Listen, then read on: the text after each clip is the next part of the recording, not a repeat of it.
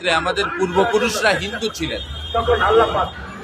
আরবে যখন ইসলামের সুবাতাস বয়, হযরত মুহাম্মদ সাল্লাল্লাহু আলাইহি ওয়াসাল্লামের নেতৃত্বে যখন আল্লাহর ধর্ম ইসলাম প্রতিষ্ঠা হয়,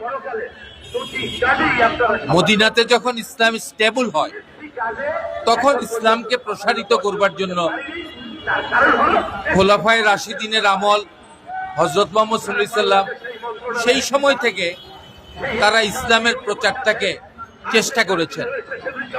কখনো ট্রুপস পাঠিয়েছেন, কখনো ব্যবসার নামে বণিকদেরকে পাঠিয়েছেন, কখনো মদিনার রাষ্ট্র থেকে প্রতিনিধি দল পাঠিয়েছেন।